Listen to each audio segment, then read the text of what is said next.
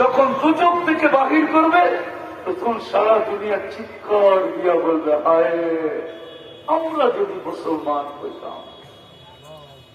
হায় হায় হায়, ওই দিন ইসলামের মন্ত্রটা বুঝে। আমি যেটা বুঝাইতেছিলাম, দুটা জিনিসই বুঝাইতেছিলাম। একটা হইল, মেরে দোস্ত, আমাদের ভাবা উচিত যে আমি দুনিয়ার আকর্ষণের পাত্র না, আল্লাহ আল্লাহ রসুলের কাছে আকর্ষণের পাত্র হব কিভাবে।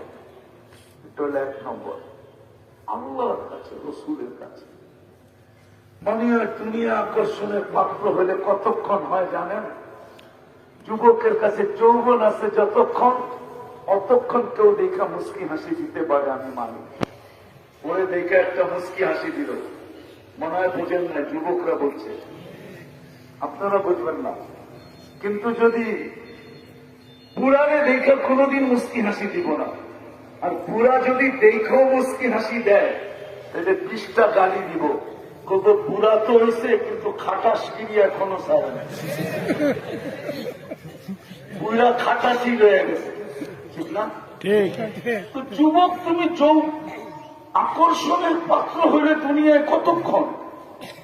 যৌবন আছে যতক্ষণ, রূপসী আকর্ষণের পাত্র অতক্ষণ, রূপ আছে যতক্ষণ, টাকাল আকর্ষণের পাত্র অতক্ষণ, মাল আছে যতক্ষণ, ফ্যাক্টরিওয়ালা আকর্ষণের পাত্র অতক্ষণ, ফ্যাক্টরির মালিক যতক্ষণ, শিল্পপতি আকর্ষণের পাত্র অতক্ষণ, শিল্প আছে যতক্ষণ, শক্তিওয়ালা আকর্ষণের পাত্র অতক্ষণ, শক্তি আছে যতক্ষণ।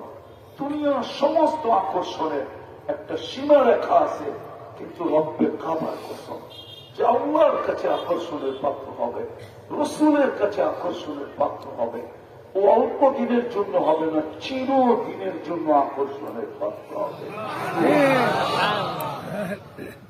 দুনিয়াওয়ালারা বন্ধু বানায় বটে, কিন্তু আবার দুশ্মন হয়তো দেরি করে না।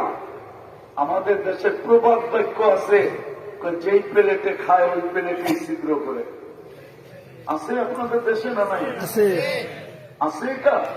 হ্যাঁ, দুনিয়াওয়ালারা বন্ধু হইতেও দেরি করে না, আবার বিচ্ছেদ করতেও দেরি করে না। কিন্তু রব্বে কাবার কসম, যে আল্লাহ বন্ধু বানাইলেন ওরে চিরদিনের জন্য বানাবেন, চিরদিনের জন্য।